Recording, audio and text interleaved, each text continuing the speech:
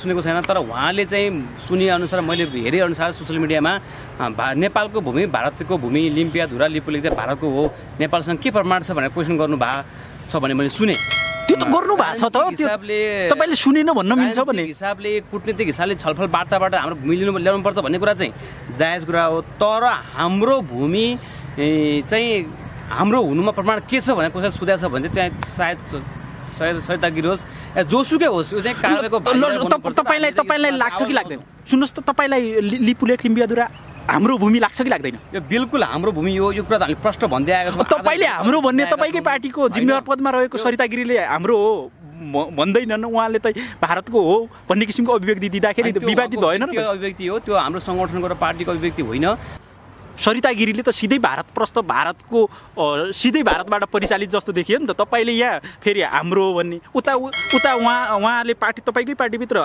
उहाँले भारतको हो भन्ने यो के हो भने तपाईँको दोहोरो चरित्र भयो नि दोहोरो चरित्र देखाउने जनतालाई कन्फ्युज पार्नलाई हो त्यो चाहिँ उहाँको व्यक्तिगत कुरा हो मैले तपाईँलाई फेरि पनि भन्न चाहन्छु उहाँको विषय जे राख्नु भएको त्यो पार्टीगत धारणा होइन निर्णय होइन उहाँको व्यक्तिगत विचार हो व्यक्तिगत विचारलाई लिएर पार्टीसँग जोड्न बुझ्न मिल्दैन र आधिकारिक कुरा चाहिँ हामीले स्टेटमेन्ट जारी गरेर पनि भनेका छौँ र पटक पटक चाहिँ नेताहरूले पनि बोल्नु भएको छ संसदमा पनि कुरा के हो भने लिम्पियाधुरा लिपुलेख सबै नेपालको भूमि हो र यो भूमि चाहिँ नक्सामा मात्रै होइन यो चाहिँ भूमि हामीले तुरुन्तै फिर्ता गर्नुपर्छ कुटनीतिक वार्ताबाट छलफलबाट भारतलाई आग्रह गरेर टेबलमा बोलाएर यो चाहिँ हामीले तत्काल चाहिँ त्यहाँको भारतीय सेनालाई त्यहाँबाट हटाएर हाम्रो भूमिलाई हामीले भोग गर्नुपर्छ तपाईँको त भने पार्टीले नै यो किसिमको स्टेटमेन्ट जारी गर्नुपर्ने होइन र भने यो सरिताको विषय खोइ त गरेको नेपाली जनतालाई देखाउनु पर्यो नि देश तथा विदेशबाट हेरिराख्नुभएका सम्पूर्ण दर्शकहरूलाई नमस्कार पछिल्लो समय निकै चर्चित अभिव्यक्ति विवादित अभिव्यक्ति दिएर चर्चामा हुनुहुन्छ जो सरिता गिरी जसलाई भारत प्रस्त भनेर नेपाली जनताहरू आक्रोशित भएका छन् उहाँकै विद्यार्थी सङ्गठन जुन समाजवादी विद्यार्थी युनियनका अध्यक्ष हामीसँग जोडिनु भएको छ रूपनारायण श्रेष्ठ उहाँलाई स्वागत गर्न चाहनुहुन्छ र उहाँलाई हामी आज यो सरिता गिरीको विषयमा विशेष गरी उहाँलाई के छ उहाँको धारणा यो विषयमा जान्ने प्रयास गर्नेछौँ कृपया जोडिँदै गर्नुहोस् स्वागत छ सर तपाईँलाई धन्यवाद पछिल्लो समय तपाईँको सरिता गिरी जो तपाईँकै पार्टीको एउटा जिम्मेवार पदमा हुनुहुने सरिता गिरीले राष्ट्रलाई घात गर्नुभयो नि यो विषयमा के भन्नुहुन्छ सरिता गिरीले राष्ट्रलाई घात गर्ने ढङ्गले काहीँ अभिव्यक्ति दिनुभएको छ भने त्यो आपत्तिजनक विषय हो यसमा हामीले आपत्ति जनाउन चाहन्छौँ र उहाँको खास अडियो डाइरेक्ट त म आफैले सुनेको छैन तर उहाँले चाहिँ सुने अनुसार मैले हेरे अनुसार सोसियल मिडियामा नेपालको भूमि भारतको भूमि लिम्पियाधुरा लिपुलेख चाहिँ भारतको हो नेपालसँग के प्रमाण छ भनेर क्वेसन गर्नु भएको छ भने मैले सुने त्यो त गर्नु भएको छ त हिसाबले तपाईले सुनेन भन्न मिल्छ भने हिसाबले कुटनीतिक हिसाबले छलफल वार्ताबाट हाम्रो भूमि ल्याउनु पर्छ भन्ने कुरा चाहिँ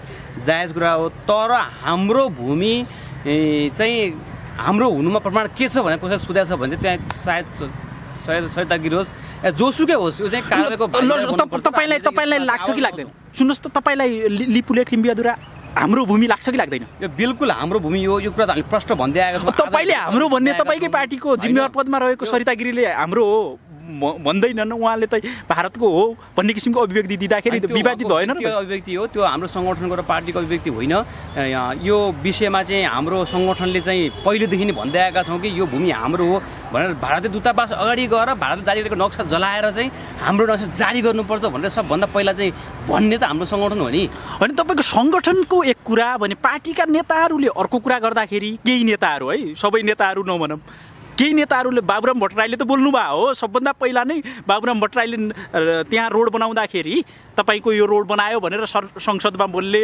सरकारलाई घचघचाउने स्टार्टर हाल्ने त बाबुराम भट्टराईले गर्नुभयो तर तपाईँकै पार्टीभित्र सरिता गिरीले त सिधै भारत प्रस्त सिधै भारतबाट परिचालित जस्तो देखियो नि त तपाईँले यहाँ फेरि हाम्रो हो भन्ने उता उहाँले तपाईँकै पार्टीभित्र उहाँले भारतको हो भन्ने यो के हो भने तपाईँको दोहोरो चरित्र भयो नि दोहोरो चरित्र देखाउने जनतालाई कन्फ्युज पार्नलाई हो त्यो चाहिँ उहाँको व्यक्तिगत कुरा हो मैले तपाईँलाई फेरि पनि भन्न चाहन्छु उहाँको विषय जे राख्नु भएको त्यो पार्टीगत धारणा होइन निर्णय होइन उहाँको व्यक्तिगत विचार हो व्यक्तिगत विचारलाई लिएर पार्टीसँग जोड्न बुझ्न मिल्दैन र र आधिकारिक कुरा चाहिँ हामीले स्टेटमेन्ट जारी गरेर पनि भनेका छौँ र पटक पटक चाहिँ नेताहरूले पनि बोल्नु भएको छ संसदमा पनि। कुरा के हो भने लिम्पियाधुरा लिपु लेक सबै नेपालको भूमि हो र यो भूमि चाहिँ नक्सामा मात्रै होइन, यो चाहिँ भूमि हामीले तुरुन्तै फिर्ता गर्नुपर्छ। कूटनीतिक वार्ताबाट छलफलबाट भारतलाई आग्रह गरेर टेबलमा बोलाएर यो चाहिँ हामीले तत्काल चाहिँ त्यहाँको भारतीय सेनालाई त्यहाँबाट हटाएर हाम्रो भूमिलाई हामीले भोग गर्नुपर्छ। तपाईँको त भने पार्टीले नै यो किसिमको स्टेटमेन्ट जारी गर्नुपर्ने होइन र भने यो सरिताको विषय खोइ त गरेको नेपाली जनतालाई देखाउनु पर्यो नि। पार्टीका विदेश विभागबाट पनि र पार्टीको चाहिँ कार्यालय प्रमुखको तर्फबाट पनि यो विगत आइसकेको छ र पार्टीको हाम्रो नेता चाहिँ डाक्टर बाबुराम भट्टराईले सबैभन्दा पहिला सबै सुतिरहेको बेलामा कसैले थाहा नपाएको बेलामा चाहिँ संसदमा यो विषय प्रवेश गराएर हाम्रो भूमिमा भारतले यसरी बाटो बनाएको छ, यसको तत्काल हामीले विरोध गरेर हाम्रो भूमि हामीले दाबी गर्नुपर्छ र प्रमाणसहित लिएर गएर अन्तर्राष्ट्रिय अदालतमा संयुक्त राष्ट्रसङ्घमा गएर चाहिँ दाबी गर्नुपर्छ र वार्ता छलफलबाट हाम्रो भूमि फिर्ता ल्याउनुपर्छ भनेर बोल्ने उहाँ हो। त्यो त मान्छौँ, हामी पनि स्वीकार्छौँ, हामीले पनि हेरेका छौँ ती तथ्य प्रमाणहरू। यसले गर्दा के भयो भने डाक्टर बाबुराम भट्टराई लगायत तपाईँहरूको एउटा धारणा तपाईँहरू हाम्रो भूमि हो भन्ने र केही नेताहरूले दोहोरो चरित्र यता पनि ठिक्क उता पनि ठिक्क तपाईँ भारतसँग पनि मिलिराख्ने अनि नेपालमा पनि राष्ट्रवादी बन्न खोजिराख्ने यो दोहोरो चरित्र भएन र भने तपाईँहरूले कि त प्रश्न रूपमा भन्नु पऱ्यो नि। तपाईँको पार्टीले धारणा निकाल्नु पऱ्यो, स्टेटमेन्ट निकाल्नु पऱ्यो कि सरिता गिरीले गलत भनेकी हुन्, सरिता गिरी भने कि देशद्रोह गरेको उहाँलाई कारबाही गर्नु परेन र भने सरिता गिरीले त्यो विषय बोल्नु भएको भने उहाँलाई कारबाहीको भागीदार हुनुपर्छ र उहाँलाई पार्टीले होइन ऋषि धमालाकै कार्यक्रममा भन्नुभएको छ अरे कारबाही नै गर्नुपर्छ। त्यस्तो हो भने तपाईँले हेर्नु भएको छैन? मैले त्यो हेरेको छैन, अन्तर्वार्ता उहाँको आयो अरे भन्ने भर सुन्दैछु म, अब हेर्छु होइन।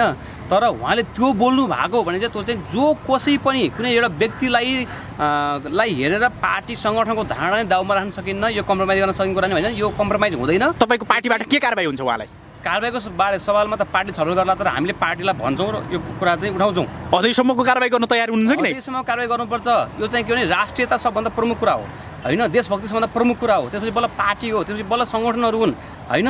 यो चाहिँ देशको चाहिँ देशभक्तिको भावनालाई चाहिँ कुण्ठित गर्ने गरेर कोही कसैले पनि अभिव्यक्ति राख्न पाउँदैन, बोल्न पाउँदैन। त्यो कुरा त स्पष्ट हामीले भन्दै आएका छौँ। सरिता गिरी भारतको चेली हुन्, त्यो त स्वीकार्नुहुन्छ नि? भारतको चेली त सरिता गिरी मात्रै होइन, हाम्रो चाहिँ पूर्व युवराज धीराज हिमानी शाह पनि भारतीय चेली हुन्। भारतीय चेली भएकै आधारमा त हामीले त्यसरी चाहिँ त्यो दृष्टिकोण बनाउन मिल्दैन, त्यो चाहिँ अन्यायपूर्ण नै हुन्छ होइन। अब झन्डै हाम्रो देशमा राजसंस्था रहेको भए अहिले महारानी हुनुहुन्थ्यो। उनीहरूले भारतीय चेलीकै भएको आधारमा हामीले त्यो दृष्टिकोण राख्नु चाहिँ गलत हो। तर नेपालको भूमिलाई भारतको भूमि भनेर कसैले भन्छ भने चाहिँ त्यो कुरा चाहिँ खारेज गरिन्छ, त्यसको चाहिँ विरोध, त्यो चाहिँ राष्ट्रद्रोही हो। तपाईँ त्यसको विपक्षमा जान तयार हुनुहुन्छ, कडा रूपमा प्रस्तुति हुन तयार हुनुहुन्छ? राष्ट्रमाथि आघात पुर्याउने कुरा हो, त्यो त स्वीकार्य कुरै होइन। त्यसो भएपछि अनि पछिल्लो समय त्यसो भए उहाँलाई कारबाहीको लागि तपाईँहरू माग गर्न चाहनुहुन्छ? स्वाभाविक हिसाबले उहाँले त्यो बोल्नु भएको भनेदेखि त कारबाहीको भागीदार हुन तयार हुनैपर्छ। पछिल्लो समय सरकारले विभिन्न किसिमका पछिल्ला काण्डहरूलाई एउटा नक्सा पास गरेकै आधारमा लुकाउन पनि खोजिरहेछ नि, यो विषयमा तपाईँहरूको ध्यान आकर्षण भएको छ कि छैन? बिल्कुल रूपमा सरकारले अहिलेसम्म धेरै भ्रष्टाचार गर्यो, विभिन्न चाहिँ काण्डहरू चाहिँ चलाइएको छ। यस्तो अवस्थामा सरकारले नयाँ नक्सा जारी गरेर जनताको ध्यानलाई डाइभर्ट त गर्न खोजेको देखिन्छ। तर नक्सा जारी भन्ने कुरा ठिक छ, यो सहयोगकै कुरा हो। नक्सा मात्रै होइन, हाम्रो भूमि अहिले पनि भारतले परेड खेलिरहेको छ भारतीय सेनाले। यो कुरा हाम्रो लागि असाध्यै दुःखद कुरा हो। यो चाहिँ तत्काल सरकारले चाहिँ हाम्रो भूमि फिर्ता लिनुपर्छ, यो कुरा हामी भनेका छौँ। तर यसैलाई राखेर सबै सरकारको चाहिँ काण्डहरू भ्रष्टाचारहरू यो सबै मिना हुने माथि हुने कुरा त फेरि त स्वीकार छन्। जनताले यो चाहिँ हिसाब किताब राखेकै छन् र एक दिन यसको चाहिँ मूल्य नेकपा सरकारले चुकाउनै पर्छ। त्यो उहाँका कार्यकर्ताहरूले त भन्ने छन् नि त, एउटा नक्सा पास गरेकै आधारमा सबै कुराहरूलाई हामी त राष्ट्रवादी हौँ भनेर अहिले त देखावटी राष्ट्रवाद बाहिर चर्चामा छ।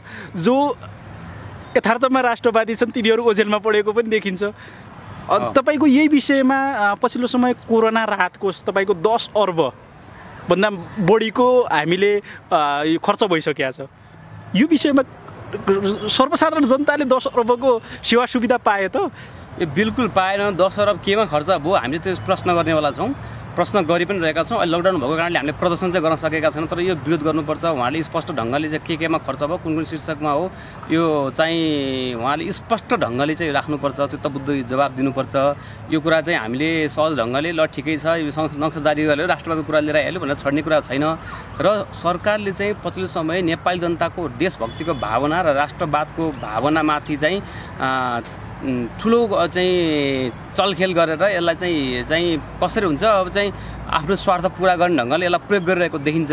राष्ट्रभक्ति भावना, देशभक्ति भावना सधैँ रहनुपर्छ, सबैलाई रहनुपर्छ, यो कुरामा चाहिँ हामी स्पष्ट हुनुपर्छ हैन। नेकपा सरकारले यही विषय उठाएर सबै कुरा ओझेलमा पार्न चाहन्छ भने त्यो कुरा आम जनताले अलि हिसाब गरिराखेका छन्। यसको चाहिँ एक दिन क्षति चाहिँ नेपाल सरकारले, अहिलेको सरकारले, नेकपाको सरकारले यो बेहोर्नै पर्छ, यसमा दुई मात्रै छैन। अनि पछिल्लो समय चर्चामा रहेको एमसीसी, रुकुमको घटना, रुकुम जाजरकोटको घटना, यिनीहरू एकदमै चर्चामा छन् कि अहिले एकदमै न्याय मागिरहेका छन् रुकुमका जनताहरूले। रुकुमका दलित परिवार पनि नभनौँ, एउटा त्यो पिछडिएको वर्गले न्याय मागिरहेको छ र निरन्तर रूपमा माइतीघरमा प्रदर्शन भइरहेको छ। यसमा तपाईँको सङ्गठनले के गरिरहेको छ गतिविधिहरू, र यो विषयमा तपाईँको सङ्गठनले किन बोलिरहेको छैन, बोलिरहेको छ भने किन सुनिरहेको छैन सरकारले, यो विषयमा के भन्नुहुन्छ तपाईँ? रुकुम सोध्यो घटना असाध्यै दुःखदायी घटना हो। नेपालमा गणतन्त्र स्थापनाको लागि लोकतान्त्रिक आन्दोलनमा जम्मै 19 जनाले ज्यान गुमाउनु पर्यो, तर अहिले एकजना प्रेमिकाको लागि एकजना प्रेमी सहितको 6 जनाले ज्यान गुमाउनु पर्यो। तपाईँ कम्पेयर तुलना गर्नुहोस्, लोकतान्त्रिक गणतन्त्रको लागि 19 जनाले ज्यान गुमाउनु पर्यो, तर एकजना प्रेमी प्राप्त गर्नको लागि 6 जनाले ज्यान गुमाउनु पर्यो। किनभने यो असाध्यै यो नरसम्हारै हो, यो चाहिँ एकदम घृणित कदम हो। यसको चाहिँ हामीले जति भण्डाफोड गरेर पनि पुग्दैन, यसको सशक्त विरोध गर्नुपर्छ र नेपालमा देशभक्तिको भावना जगाउन र देशलाई एक ढिक्का बनाउन पनि देशभित्र भएको हरेक विभेदहरूलाई हामीले अन्त्य गर्नुपर्छ। जातीय हिसाबले, क्षेत्रीय हिसाबले, लैङ्गिक हिसाबले, हरेक हिसाबले हाम्रो देशभित्र भएको विविधतालाई अन्त्य गरेपछि मात्र देशको आन्तरिक राष्ट्रियता बलियो हुन्छ र देश एक ढिक्का हुन्छ। त्यसैले यो सोती घटनाको चाहिँ घोर निन्दा गर्न चाहन्छौँ, घोर विरोध गर्न चाहन्छौँ। यसको चाहिँ हामीले सडक प्रदर्शन पनि गरिरहेका छौँ, हामीले स्टेटमेन्ट पनि निकाल्यौँ। तर एउटा विचित्र कुरा तपाईँलाई म भनिदिउँ, यो घटनाको बारेमा 11 दिन पछाडि बल्ल नेकपा पार्टीले चाहिँ यसको सामान्य औपचारिकता पुरा गर्नलाई सबैतिर सर्वत्र विरोध भएपछि पछाडि चाहिँ एउटा स्टेटमेन्ट जारी गरेको थियो। यो चाहिँ यो क्षमा दिने लायकको घटना हुँदै होइन। यसलाई चाहिँ यो अहिले घटनाबाट हामीले यति धेरै दण्डित गर्नुपर्छ। यसको दण्डबाट चाहिँ आम समुदायले अब बुझुन् कि यो मुलुकमा जातीय विभेद गर्यो भने यो भयङ्कर चाहिँ ठुलो सजायको चाहिँ भागीदार हुन्छ भनेर एउटा चाहिँ हामीले सन्देश पनि दिनुपर्ने छ। यसलाई हामी त्यसरी पनि प्रयोग गर्नुपर्ने अवस्था हुन्छ। अहिले पछिल्लो समय यो रुकुम घटनालाई राजनीतिकरण भइरहेको छ। काङ्ग्रेस लगायतका केही पार्टीहरू सडकमा पनि आइरहेका छन् र भनिरहेका छन् जुन रुकुम रोल्पाबाट जनक्रान्ति सुरु भयो, 17-18 हजार जना शहीद हुनुभयो, यो अर्थहीन भयो। उहाँहरूले त्यो हिजो विभेदको जुन वर्गको कुरा गरेर अहिले सत्तामा पुग्नुभयो, उहाँहरूले नै अहिले दबाउन खोज्दैछन् जुन जनार्दन शर्माको पछिल्लो अभिव्यक्ति। यो किसिमको आरोप लागिरहेको छ। तपाईँहरू पनि प्रत्यक्ष रूपमा डाक्टर बाबुराम भट्टराई पनि त्यसको नेतृत्वमा हुनुहुन्थ्यो। तपाईँहरूले कसरी बुझ्नु भएको छ यसलाई? के कसरी यसको समाधान हुन्छ, के कसरी यसलाई लैजानुपर्छ भन्ने तपाईँहरूको सोच छ? यो चाहिँ जनयुद्धले नेपालमा राजनीतिक हिसाबले चेतनाको हिसाबले ठुलो जागरण चाहिँ लिएर आएको हो र यो विभेदहरू यति धेरै ठुलो डरलाग्दो विभेदहरू थियो। यो विभेदहरू केही घट्दै चाहिँ गएको छ। तर जनयुद्धको मूल थलो रुकुममा यो घटना हुनु चाहिँ असाध्यै दुःखदायी कुरा हो। यो चाहिँ यो घटनालाई हामीले सामान्य रूपमा लिनुहुन्न। कहीँ हामीले चाहिँ यो जनयुद्ध मार्फत चाहिँ चलाएको एउटा चाहिँ ठुलो अभियान मै प्रश्न चिन्ह खडा भएको स्वाभाविक रूपमा छ। तर यो कङ्ग्रेसले चाहिँ मात्रै विरोध गरेको छ, गर्नुपर्छ भन्ने कुरा होइन। सबैले विरोध गरेको छ र सबैले विरोध गर्नुपर्छ। तर सरकार मुख दर्शक भएर अहिलेसम्म यसलाई ढाकछोप गर्न महान्यायाधीश वक्तादेखि लिएर चाहिँ पार्टीको सरकारका चाहिँ नेताहरू नै यसलाई कसरी ओझेलमा पार्ने भनेर, कसरी ढाकछोप गर्ने भनेर चाहिँ अपराधीहरूलाई बचाउन जुन ढङ्गले चाहिँ अभिव्यक्ति दिइरहेका छन्, यो चाहिँ असाध्यै खेदजनक छ। यो चाहिँ हामीले विरोध गर्नै पर्छ। जति विरोध गरे पनि यसको चाहिँ कमी नै हुन्छ। अनि पछिल्लो समय एमसिसीको विरोधमा हजारौँ जनताहरू सडकमा हुनुहुन्छ, राजावादी गणतन्त्रवादीदेखि लिएर अभियन्ता सबै सडकमा हुनुहुन्छ।